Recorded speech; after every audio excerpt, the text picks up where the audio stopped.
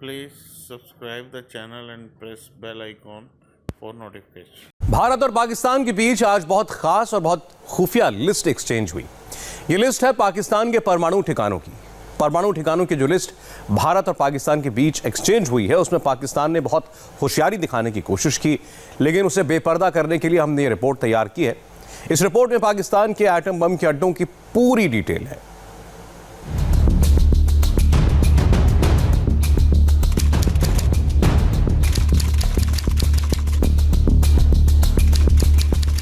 पाकिस्तान के विदेश मंत्रालय ने इस्लामाबाद में भारत की एम्बेसी के एक बड़े अधिकारी को बुलाया और उसे एक टॉप सीक्रेट लिस्ट सौंप दी। ठीक इसी वक्त भारत में भी ऐसा ही हुआ। साउथ ब्लॉक 10:30 बजे विदेश मंत्रालय। विदेश मंत्रालय ने पाकिस्तान के दूतावास के एक बड़े अधिकारी को तलब किया और उसे भी एक बड़ी अहम लिस्ट सौंप दी। यानी 2 लिस्ट एक्सचेंज हो चुकी हैं। अब सबसे बड़ा सवाल है कि इस लिस्ट में क्या है। पूरी दुनिया ये जानना चाहती है। भारत और पाकिस्तान ने अपने ऐसे दस्तावेज एक दूसरे को दिए हैं जिनमें एक दूसरे के परमाणु ठिकानों की पूरी डिटेल है। भारत और पाकिस्तान ने आज एक दूसरे के साथ अपने अपने न्यूक्लियर इंस्टॉलेशंस को लेकर के जानकारी साझा की। दोनों देश ही साल 1988 में हुए एक द्विपक्षीय एग्रीमेंट के तहत साल के पहले दिन एक दूसरे के साथ अपने अपने न्यूक्लियर इंस्टॉलेशंस को लेकर के जानकारी साझा करते हैं। ये जानकारी पिछले 30 सालों से दोनों देश एक दूसरे के साथ साझा करते आए हैं।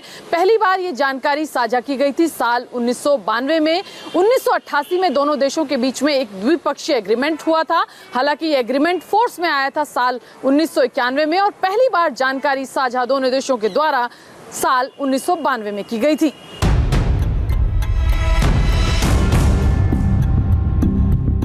पाकिस्तान ने लिस्ट में बताया है कि उसके न्यूक्लियर रिएक्टर और बाकी परमाणु ठिकाने कहां-कहां हैं। भारत ने भी अपनी सभी न्यूक्लियर फैसिलिटीज का ब्यौरा दिया है, लेकिन पाकिस्तान ने अपनी कई न्यूक्लियर साइट्स को लिस्ट से गायब कर दिया है। इसमें कई न्यूक्लियर साइट ऐसी हैं जो इस वक्त पाकिस्तान में परमाणु बम की फैक्ट्री बन चुकी हैं। पाकिस्तान और भारत के बीच ऐसी सूची जारी करने का सिलसिला 1992 से जारी है, लेकिन इन 29 सालों में पाकिस्तान ने अपने ज्यादातर परमाणु ठिकानों को अंडरग्राउंड कर दिया है। कई न्यूक्लियर फैक्ट्री के पास मिसाइल बेस और एयर बेस बना दिए गए हैं, जहां से परमाणु बम को फौरन लॉन्च करने की तैयारी भी है।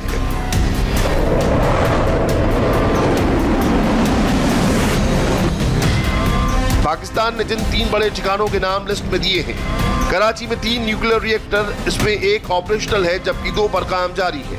पाकिस्तानी पंजाब के मियांवाली में चश्मा न्यूक्लियर पॉइंट, यहाँ 4 रिएक्टर हैं, चारों ऑपरेशनल हैं। पाकिस्तानी पंजाब के जोहराबाद में खुशाब न्यूक्लियर कॉम्प्लेक्स। लेकिन इन 3 ठिकानों के बारे में पाकिस्तान ने पूरी जानकारी नहीं दी है, खासतौर से खुशाब न्यूक्लियर प्लांट और रावलपिंडी के पास कहटा रिसर्च लैब। इन दोनों जगहों पर पाकिस्तान के परमाणु हथियारों को तैयार किया जाता है।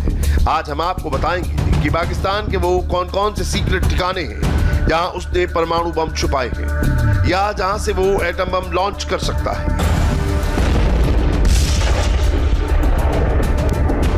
लेकिन उससे पहले लेटेस्ट धमकी सुनिए। पाव किलो के एटम बम की बात करने वाले बड़बोले गृह मंत्री शेख रशीद ने नया लतीफा छोड़ दिया है। इशारों में फिर से एटम बम की धमकी दी है। हमने चूड़ियां नहीं पहनी हुई। हमारे लिए पाकिस्तान जिंदगी है, पाकिस्तान मौत है। अगर किसी ने पाकिस्तान की तरफ मैली आंख से देखा तो वो आंखें निकाल दी जाएंगी और ना फिर घास उगेगी, ना चिड़ियां चहकेंगी, ना मंदिरों में घंटियां बजेंगी। लेकिन पाकिस्तान की सीक्रेट साजिश से डरने की जरूरत नहीं है, क्योंकि हमें पाकिस्तान के परमाणु बम की हर लोकेशन पता है। हमें मालूम है कि इस वक्त उसके एटम बम कहां पर है, कौन सा जिला है, कौन सा गांव है। उन तमाम खुफिया न्यूक्लियर साइट्स की भारत सरकार को पुख्ता जानकारी है, जहां पाकिस्तान के एटमी ऑपरेशन का जखीरा जमा है। गुप्त परमाणु ठिकाना नंबर 1, कबूल खेल यूरेनियम खान। पाकिस्तान का कबूल खेल यूरेनियम खान पंजाब प्रांत के मियांवाली जिले में है। मियांवाली पाकिस्तान की राजधानी इस्लामाबाद से 235 किलोमीटर दूर है।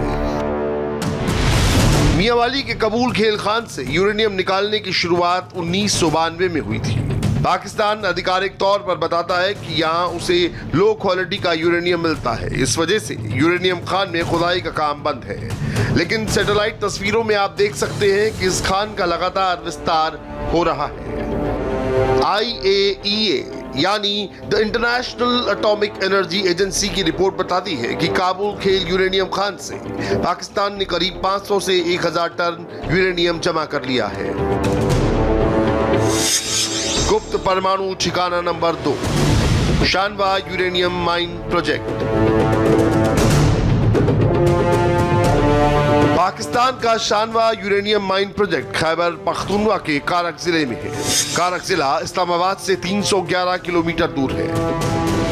इंटरनेशनल एटॉमिक एनर्जी एजेंसी की रिपोर्ट बताती है कि शानवा प्रोजेक्ट पर काम साल 2009 में शुरू हुआ था और जून 2014 में यह प्रोजेक्ट तैयार हो गया था। पाकिस्तान का कहना है कि इस यूरेनियम मिल का काम फंड की कमी से बंद है, लेकिन सैटेलाइट तस्वीरें कहती हैं कि वहां कंस्ट्रक्शन जारी है, यानी यूरेनियम का जखीरा जमा किया जा रहा है। गुप्त परमाणु ठिकाना number 3, Chashma plutonium separation plant. Pakistan का चाशमा प्लूटोनियम सेपरेशन प्लांट भी पंजाब प्रांत के मियांवाली जिले में है। चाशमा प्लूटोनियम सेपरेशन प्लांट इस्लामाबाद से करीब 200 किलोमीटर दक्षिण पश्चिम में है। वैसे तो चाशमा प्लांट को चीन की मदद से पाकिस्तान में बिजली की जरूरतों को पूरा करने के मकसद से बनाया गया था, लेकिन ऐसी आशंका है कि इस परमाणु भट्टी का असल इस्तेमाल प्लूटोनियम को रिफाइन करने में हो रहा है। प्लूटोनियम से बना एटम बम यूरेनियम से बने एटम बम से कई गुना ज्यादा ताकतवर होता है। सैटेलाइट तस्वीरों से पता चला है कि चाशमा प्लांट के विस्तार का काम भी तेजी से हो रहा है। गुप्त परमाणु ठिकाना नंबर 4, समुंगली बलूचिस्तान। ये खुफिया न्यूक्लियर साइट बलूचिस्तान में क्वेटा से 6 किलोमीटर दूर समुंगली में है। ये सैटेलाइट तस्वीरें बलूचिस्तान के उस समुंगली इलाके की हैं जहां पाकिस्तान ने पूरी दुनिया की आंखों में धूल झोंक कर बड़े बड़े सीक्रेट बंकर बनाए हैं। यहाँ खतरनाक न्यूक्लियर बमों को छिपा कर रखा गया है। ये साइट 2 सैनिक हवाई अड्डों के बीच में है। एक तरफ खालिद एयरबेस है तो दूसरी तरफ समुंगली एयरबेस। सैटेलाइट इमेज में आप देख सकते हैं ये पहाड़ी इलाका है और साइट 2 हिस्सों में बटी है, जिसके बीच में रेलवे प्लेटफॉर्म है और इसी जगह परमाणु बमों को स्टोर करने के लिए खुफिया सुरंगें बनाई गई हैं। यहाँ परमाणु मिसाइलों के लिए बड़े और भारी वॉरहेड स्टोर किए गए हैं, जिसे जरूरत पड़ने पर रेल लाइन के जरिए कहीं भी पहुंचाया जा सकता है। बंकरों में परमाणु बम के अलग अलग पार्ट्स को बिना जोड़े रखा गया है ताकि जंग छिड़ने पर उसे असेंबल कर युद्ध में इस्तेमाल किया जा सके। गुप्त परमाणु ठिकाना नंबर 5, मानजंड सिंध। ये secret nuclear storage site Sindh प्रांत में कराची से करीब 215 किलोमीटर दूर मानजंड में है। मानजंड स्टोरेज साइट भी सिंध के नए भुलारी हवाई अड्डे के पास है, जहां एयरबेस पर पाकिस्तान ने F-16 फाइटर प्लेन को तैनात कर रखा है। ये विमान परमाणु बम गिराने में सक्षम है। मानजंड में भी अंडरग्राउंड सुरंग बनाई गई है। जाहिर है इन सुरंगों में भी पाकिस्तान ने अपने एटमी हथियार छिपा रखे हैं। सैटेलाइट तस्वीरों के विश्लेषण से भी खुलासा हुआ है कि उन सुरंगों की सुरक्षा ठीक वैसी ही की गई है जैसे पाकिस्तान ने पंजाब के सारगोदा एयरबेस के पास मौजूद सुरंगों की है। इस साइट की लोकेशन ऐसी है कि एक बारगी किसी को भी यहाँ न्यूक्लियर स्टोरेज साइट होने का अंदाजा नहीं होगा। गुप्त परमाणु ठिकाना नंबर 6, डेरा गाजी खान। पाकिस्तान के लाहौर से डेरा गाजी खान 450 किलोमीटर दूर है। दुनिया की नजरों में ये एक आम सी तस्वीर होगी, लेकिन ये पाकिस्तान की वो अहम जगह है जहां एटम बम बनाने में इस्तेमाल होने वाला यूरेनियम इकट्ठा किया जा रहा है, परमाणु हथियार बनाए जा रहे हैं। Intelligence consultancy company shadow break ने सैटेलाइट तस्वीरों के विश्लेषण से पता किया है कि पाकिस्तान ने पिछले 9 महीनों के अंदर डेरा गाजी खान के न्यूक्लियर परिसर में सुरक्षात्मक रूप से कई नए निर्माण किए। दुनिया की आंखों में धूल झोंकने के लिए पाकिस्तान दावा करता रहा है कि डेरा गाजी खान का परमाणु अड्डा चालू नहीं है, लेकिन ताजा सैटेलाइट तस्वीरें सबूत के तौर पर पाकिस्तान के झूठे दावे को खारिज करती हैं। दावा है कि पाकिस्तानी सेना किसी भी आपातकालीन स्थिति का सामना करने के लिए इस जगह पर परमाणु हथियारों का भंडार रखती है। Please subscribe the channel and press bell icon for notification. गुप्त परमाणु ठिकाना number 7, Nilore nuclear complex. Nilore nuclear complex Islamabad से 25 किलोमीटर दूर नीलोर में है। इसी कॉम्प्लेक्स में बना है Pakistan institute of nuclear technology यानी पिंस्टिक। पाकिस्तान के मुताबिक वो पिंस्टिक के परमाणु रिएक्टर का इस्तेमाल अनुसंधान में करता है, लेकिन खुफिया रिपोर्ट बताती है कि यहाँ वो अनुसंधान के नाम पर अच्छी क्वालिटी वाले यूरेनियम का जखीरा जमा कर रहा है। गुप्त परमाणु ठिकाना number 8, Khuzdar army base Balochistan. Balochistan में खुजदार आर्मी बेस भारत से इसकी दूरी 295 किलोमीटर दूर है। बाकी सैन्य अड्डों के मुकाबले ये भारत की सीमा से सबसे ज्यादा दूर है। सैटेलाइट तस्वीरों से पता चलता है कि यहाँ मौजूद लॉन्चर शाहीन 2 मिसाइल के है, जिसकी रेंज करीब 2000 किलोमीटर है। खबर है कि यहाँ भी पाकिस्तान ने अंडरग्राउंड न्यूक्लियर ठिकाना बना रखा है। उसके परमाणु हथियार यहाँ जमा है। गुप्त परमाणु ठिकाना number 9, Khushab nuclear complex. Khushab nuclear complex Islamabad से 200 किलोमीटर दूर पंजाब प्रांत में है। पंजाब के खुशाब न्यूक्लियर कॉम्प्लेक्स का नाम भले ही पाकिस्तान छिपा नहीं सकता, लेकिन इस कॉम्प्लेक्स में की जाने वाली कारस्तानी को छुपाने की पूरी कोशिश है। खुशाब रिसर्च रिएक्टर को पाकिस्तान ने चीन की मदद से तैयार किया था। सबसे बड़े तनाव पर आपने रिपोर्ट देखी, अब सबसे बड़े चुनाव की खबर देखिए। साल 2021 के पहले दिन पश्चिम बंगाल में आज आर पार की लड़ाई दिख रही है। आज ममता बनर्जी की पार्टी टीएमसी का फाउंडेशन डे है, जिसे वो बहुत जोश खरोश के साथ मना रही हैं। दूसरी तरफ कांथी में दीदी के दल में एक और सेंध लग गई। कुछ दिन पहले दीदी का साथ छोड़ चुके और बीजेपी में शामिल हो चुके शुभेंदु अधिकारी के भाई शुभेंदु अधिकारी समेत 15 तृणमूल कांग्रेस के काउंसिलर्स ने भारतीय जनता पार्टी ज्वाइन कर ली। এখানে অনেক কর্মী সমর্থক নেতৃত্বরা আছেন, আপনারা সবাই ভারতীয় জনতা इस दौरान अपने घर पर शुभेंदु अधिकारी ने आज हिंदू कार्ड भी खेल दिया। उनका यह बयान बहुत ज्यादा चर्चा में है। ये बयान आप सुनिए और सीधे बंगाल से देखिए किसमें कितना है दम। আমাদের আইনজীবী বন্ধুরা অনেকে আছেন, বিপক্ষে দেখেছি আছে আরো। আমি শুভেন্দু অধিকারী, ব্রাহ্মণবাড়ির ছেলে, সনাতন ধর্ম মানি।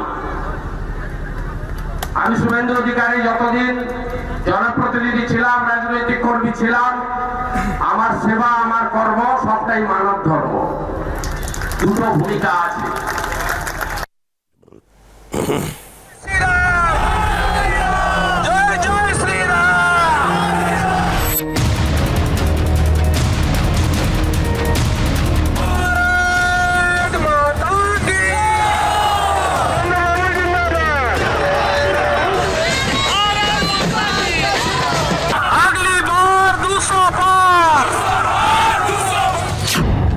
राष्ट्रवाद की राजनीति को बंगाल में एक नया नायक मिला है।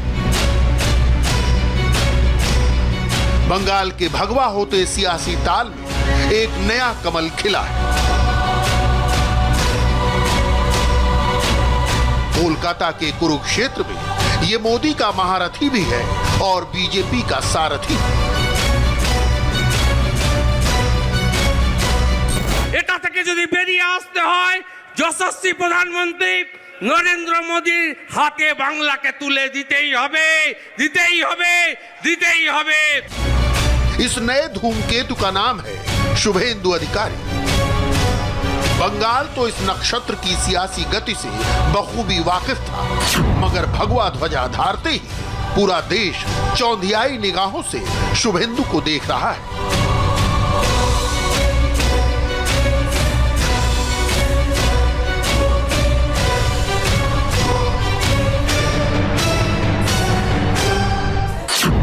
आखिर कौन है ये अधिकारी और टीएमसी पर कितना भारी? बीजेपी में आते ही शुभेंदु अधिकारी के मैराथन मार्च का दौर शुरू हो गया। समर्थकों की भीड़ बदलती रही, बीजेपी के सूबाई लीडर्स की मौजूदगी बदलती रही, उनके चेहरे बदलते रहे, मगर हर रैली और रोड शो में वही रेला, वही नारे, वही निशान। नहीं बदला तो अट्रैक्शन का प्रधान शुभेंदु अधिकारी।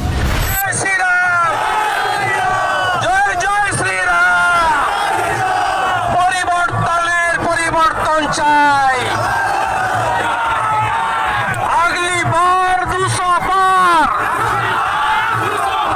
আগলি বার 200 পার।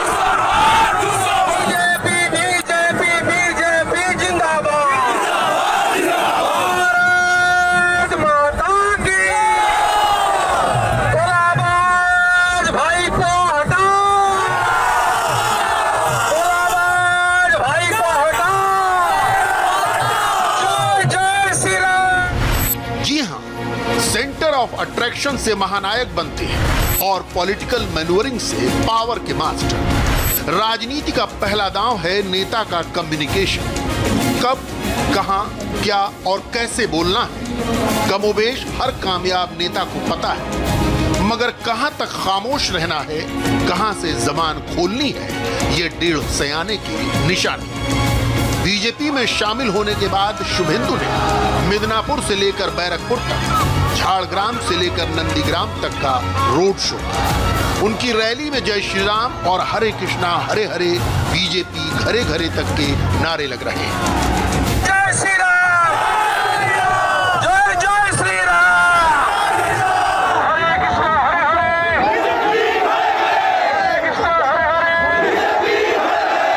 मोदी जी का लहर है, परिवर्तन का रुझान है। ये तो आंधी शुरू हुआ, जब चुनाव आएगा ना सुनामी हो जाएगा। और बंगाल का जनता तैयार कर लिया, ये जो तोलाबाज भातीजा का सरकार चल रहा है उसको उखाड़ फेंकने के लिए बंगाल का जनता तैयार है। झाड़ग्राम में जब शुभेंदु का काफिला पहुंचा तो उसे काले झंडे दिखाए गए। काफिला तो शांति से गुजर गया, मगर जब मीडिया ने सवाल पूछा तो शुभेंदु ने बड़ी मासूमियत से कहा, 5 जन तो थे ही, 3 तो मेरे जानने वाले ही थे। मुझे नमस्कार किया तो मैंने भी जवाब में सिर झुका दिया। আমি দেখেছি 5 জন ছিল, তাদের মধ্যে 3 জনকে আমি চিনি, নমস্কার করেছি, তারা দেখে আমাকে মাথাটা নামিয়ে দিল। शुभेंदु बैरकपुर में रोड शो कर रहे थे। ये टीएमसी से आए बीजेपी के दमदार सांसद अर्जुन सिंह का इलाका है। इस रैली में भी जय श्री राम के ही नारे लग रहे थे।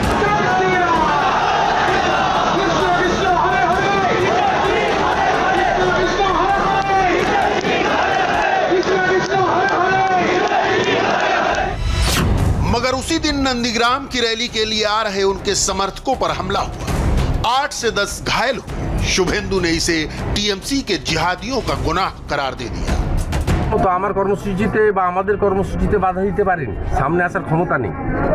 লুকিয়ে চুরিয়ে ভূতামোড় বলে একটি জায়গা আছে কালীচরণপুর গ্রাম পঞ্চায়েতে, 15 থেকে 16 জন দুষ্কৃতকারী বলা যেতে পারে, জিহাদি বলা যেতে পারে, যারা অপর ধর্মের মানুষের ধর্ম পালনে বাধা দেয়। কোনো ধর্মে নেই, গীতা থেকে শুরু করে প্রত্যেকের নিজ নিজের যে ধর্মীয় গ্রন্থ আছে, কোথাও কিন্তু হিংসার কথা বলা নেই, ভালোবাসার কথা বলা আছে, মানব প্রেমের। Please subscribe the channel and press bell icon for notification. কথা বলা আছে, সেই কথা চৈতন্যদেবও বলে গেছেন আমাদের সেখানে। আজকে এই জিনিস করেছেন। মিছিলে 5000-এর বেশি ভক্ত ছিল, আমরা নিয়ন্ত্রিত করেছি। তারা ভূতামোড়ে যেতে চেয়েছিল, পাল্টা প্রতিরোধ করতে চেয়েছিল, আমরা তাদের বিরত করেছি। পুলিশে এফআইআর হয়েছে, প্রতিবাদ হয়েছে। তো এখানে মানুষজন আছে, আমি বলেছি গণতান্ত্রিকভাবে অন্যকে কষ্ট না দিয়ে নিজের ধর্মের প্রতি আস্থাশীল, অপর ধর্মের প্রতি শ্রদ্ধাশীল হয়ে আমরা এর প্রতিবাদ করব। প্রত্যেক নন্দীগ্রাম ভারতবর্ষের বাইরে নয়। शुभेंदु के कामयाबी की कहानी इसी समझदारी ने लिखी है। इसी समझदारी ने शुभेंदु को बंगाल में बीजेपी का सूटेबल बॉय बना दिया। कैडर बेस पार्टियां कार्यकर्ताओं की कुंडली नहीं देखती, मगर शुभेंदु को शामिल कराने बीजेपी के शाह मुहूर्त देखकर मिदनापुर आए। समर्थकों से भरी जनसभा में शुभेंदु का स्वागत हुआ। गरीब, पिछड़े आदिवासी और किसानों के बीच एक ब्राह्मण नेता को मिलता ये जनसमर्थन चौंकाने वाला है। अब तो शुभेंदु गर्व के साथ खुद के ब्राह्मण होने का उद्घोष भी करते हैं। शुभेंदु अधिकारी ने नंदीग्राम की रैली में कहा कि मैं एक ईमानदार ब्राह्मण परिवार में पैदा हुआ हूं, जो भी करता हूं बेहद ईमानदारी से करता हूं, मुझे अपने धर्म पर भरोसा है और जब मैं एक जनप्रतिनिधि हूं तो अपना काम, अपनी भूमिका बेहद ईमानदारी से निभाता हूं। शुभेंदु के इस बयान को कुछ लोगों ने उनके बीजेपी में शामिल होने के बाद आए बदलाव के तौर पर पेश किया, जबकि शुभेंदु समर्थक इसे ब्राह्मण की कर्तव्यनिष्ठा और ईमानदारी बता रहे हैं। हालांकि सच ये भी है कि बंगाल की राजनीति में जातिवाद का वैसा असर नहीं है जैसा हिंदी भाषी राज्यों में देखा जाता है। मगर सवाल फिर जस का तस है, कौन है ये शुभेंदु अधिकारी? सियासी जंग में ममता पर कितने भारी? তুই তৃণমূলে থাকবি না, তোর কিচ্ছু দরকার নেই, চলে আয়, আমরা সম্মান নিয়ে বেঁচে থাকতে পারবো। গিয়ে বলবো তোলাবাজ ভাইপো হাঁটাও, তোলাবাজ ভাইপো হাঁটাও, তোলাবাজ ভাইপো হাঁটাও। मुहावरे में कहना आसान है कि घर का भेदी लंका ढाए, मगर प्रैक्टिकल पॉलिटिक्स में हर बार ऐसा होना आसान नहीं। टीएमसी छोड़कर पहले भी नेता बीजेपी में आए, मगर शुभेंदु में कौन सा सुरखाब का पर लगा है जो विश्व की सबसे बड़ी पार्टी उन्हें हाथों हाथ ले रही है? तो इसका पहला जवाब है बंगाल की सियासत में उनकी कंसिस्टेंट कामयाबी। 50 साल के शुभेंदु ने 15 साल की राजनीति में केवल सफलता की सीढ़ी चढ़ी है। 2006 में पहली बार कांथी दक्षिण सीट से टीएमसी विधायक बने। 2007 के सफल आंदोलन के बाद नंदीग्राम के नायक बने। 2009 में खुश होकर ममता ने तमलुक से टिकट दिया तो एमपी बन गए। 2014 के चुनाव में भी तमलुक सीट पर शुभेंदु का कब्जा बरकरार रहा। 2016 के विधानसभा चुनाव में लोकसभा छोड़ नंदीग्राम से विधायक बने। 2016 में ममता ने परिवहन मंत्री बनाया तो मंत्रिमंडल में नंबर 2 की हैसियत में पहुंच गए। रसूखदार सियासी परिवार से बहुतेरे नेता आते हैं, मगर वो भी सियासत की सांप सीढ़ी में फंसे नजर आते हैं। शुभेंदु अधिकारी अगर सतत सक्रिय हैं, तो इसके पीछे जनता से उनका सीधा जुड़ाव है। बंगाल एक सेंटिमेंटल सूबा है। यह सेंटिमेंट वोट लेने और देने में भी दिखता है। शुभेंदु ने छात्र राजनीति से ही इस सेंटिमेंट को समझ लिया। एक बार नब्ज थामी तो छोड़ी नहीं। यही वजह है कि शुभेंदु से ममता का खिंचाव दिखते ही आमी दादा और अनुगामी यानी मैं दादा का समर्थक और शुभेंदु अधिकारी फैंस क्लब के पोस्टर मिदनापुर से लेकर कोलकाता तक की सड़कों पर दिखने लगे।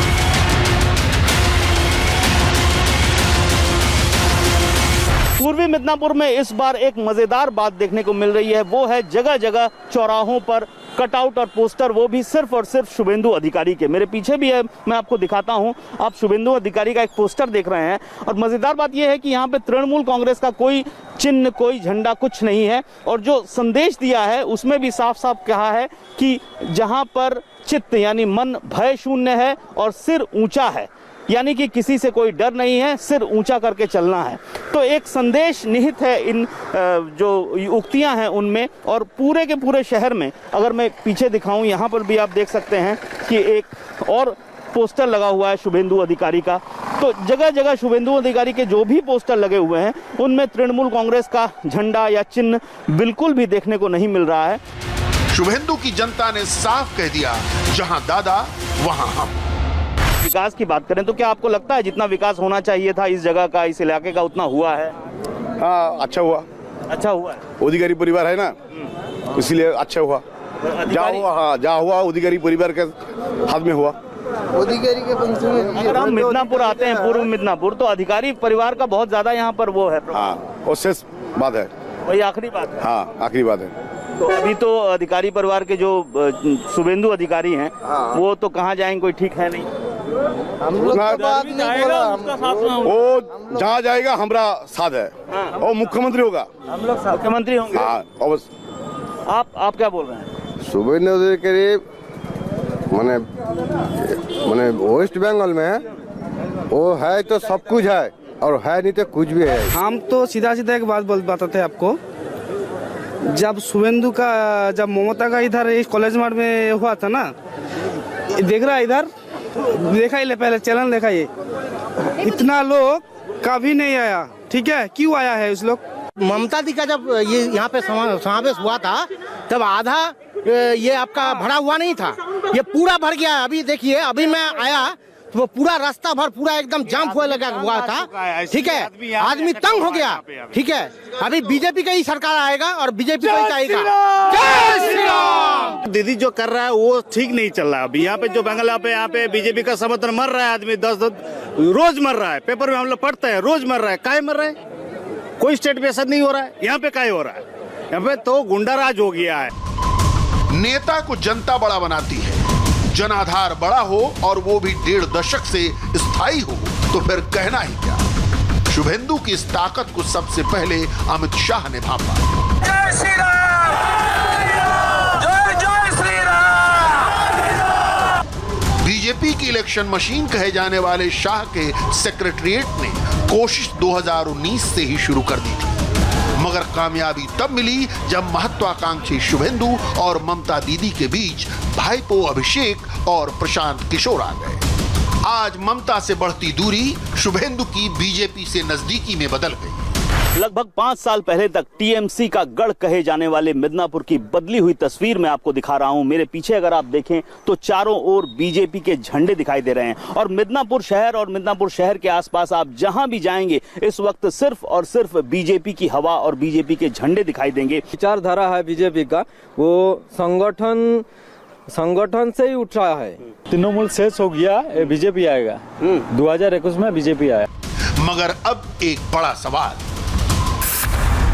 जिन वजहों से शुभेंदु अधिकारी ममता से असंतुष्ट थे, क्या उन मुद्दों पर बीजेपी उन्हें संतुष्ट कर पाएगी? कोलकाता से लेकर दिल्ली तक बीजेपी बखूबी समझ रही है कि बंगाल में उसने हाथी बांध लिया है। नंदीग्राम आंदोलन के आर्किटेक्ट शुभेंदु अधिकारी की मदद से ममता बनर्जी सत्ता तक पहुंची और बदले में ममता बनर्जी ने शुभेंदु को नंबर 2 की हैसियत दी। शुभेंदु ने काम भी बड़ा किया था, भूमि उच्छेद प्रतिरोधक कमेटी को एकत्रित किया, लोगों को एकत्रित किया और उस समय के बहुत बड़े सीपीएम नेता लक्ष्मण सेठ को जड़ों से उखाड़ फेंका। और नंदीग्राम आंदोलन के प्रभाव से ही शुभेंदु अधिकारी का प्रभाव जंगल महल से लेकर मालदा तक पहुंचा।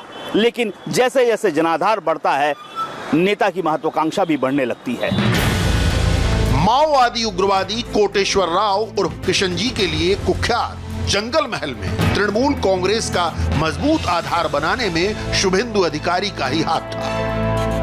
पूर्व मिदनापुर जिले की 16 सीटों के अलावा पश्चिम मिदनापुर की 18, बांकुड़ा की 12, पुरुलिया की 9, मुर्शिदाबाद की 22 और मालदा की 12 सीटों में ज्यादातर पर अधिकारी और please subscribe the channel and press bell icon for notification के परिवार का असर है। मुर्शिदाबाद और मालदा में बतौर पार्टी पर्यवेक्षक शुभेंदु ने कांग्रेस के दिग्गज नेताओं को तृणमूल में शामिल कर कई नगर पालिकाएं जीतने में अहम रोल अदा किया।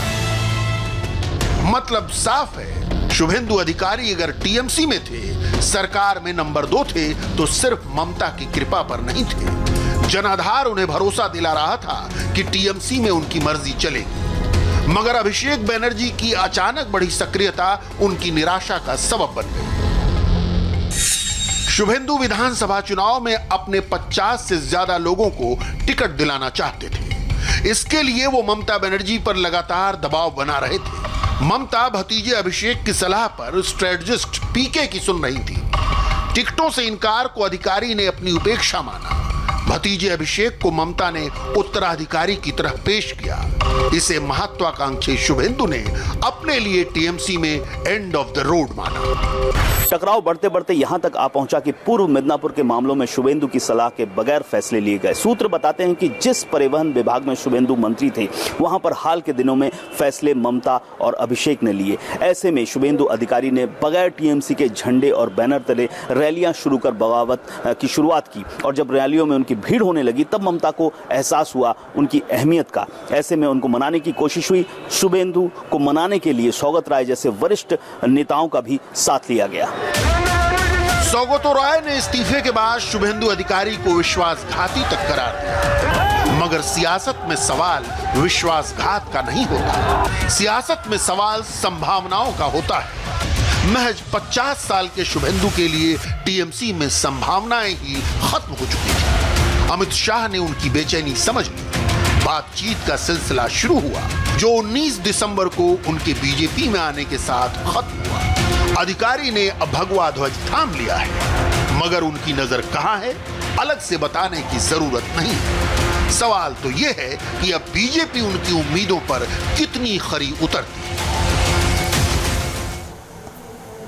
शुभेंदु अधिकारी के बड़े भाई सौम्येंदु अधिकारी बीजेपी में अकेले ही नहीं आए, अपने साथ वो कई और लोगों को लेकर आए और अब आगामी विधानसभा चुनाव में जीत का दम भर रहे हैं।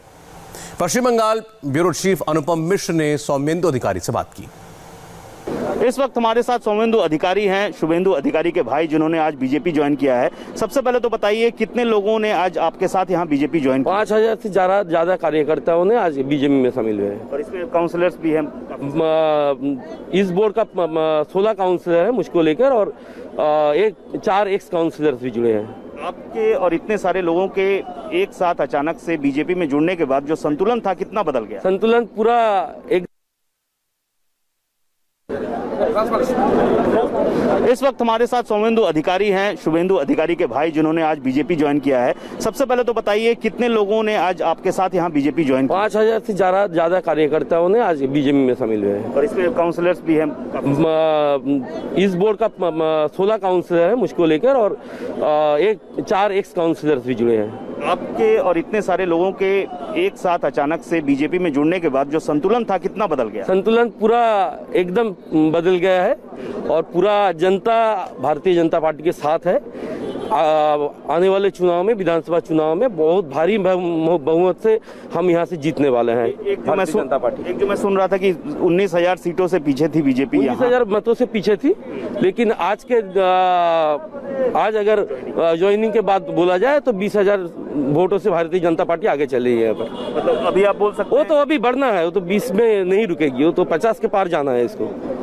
अगर हम बात करें कि आप टीएमसी में थे, बहुत सालों तक टीएमसी में थे, तो क्या ऐसा क्या हुआ कि भाई आए कि इसलिए आया या आपके साथ भी? वो कोई बात नहीं है, लेकिन ये बहुत कारण है इसके पीछे।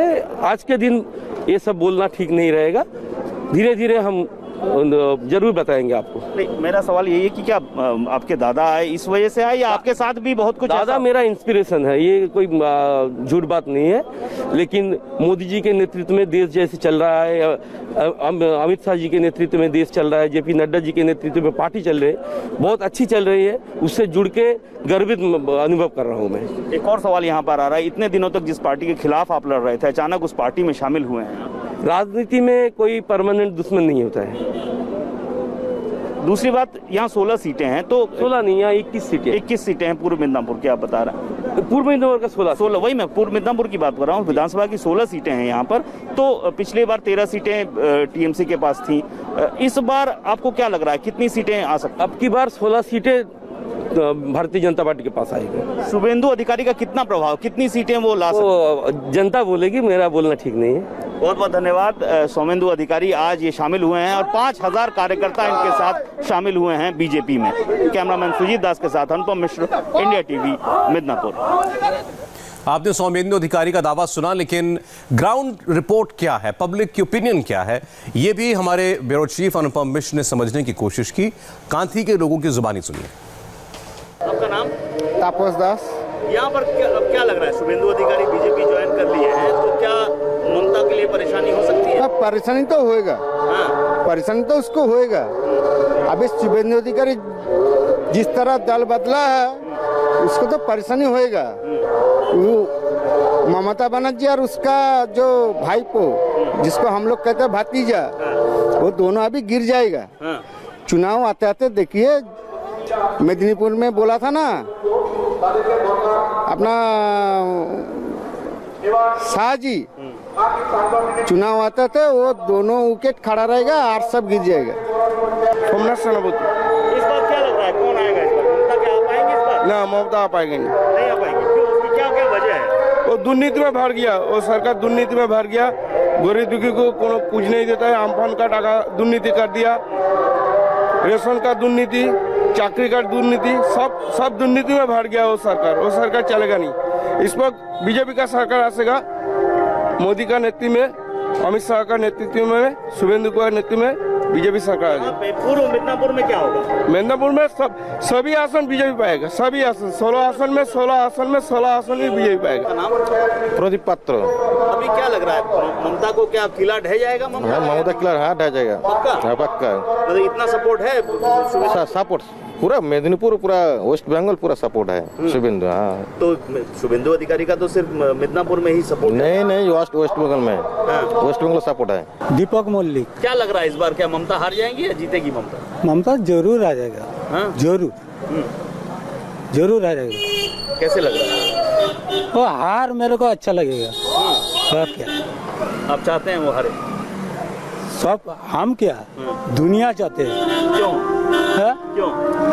वो तो ममता जी जानता है जो क्यों हारेगा। अतुल कुमार दास। क्या लग रहा है इस बार ममता आएंगी या नहीं आएगी? नहीं आएगी। क्यों? वो ये नहीं अच्छा नहीं है, उसका भाईपो के लिए वो जाएगा। भाईपो कौन? अभिषेक बंदोपाध्याय। हाँ, क्यों अभिषेक के लिए क्यों जाएगा? वो उसका ऊपर सब ये करता है, शुभेंदु अधिकारी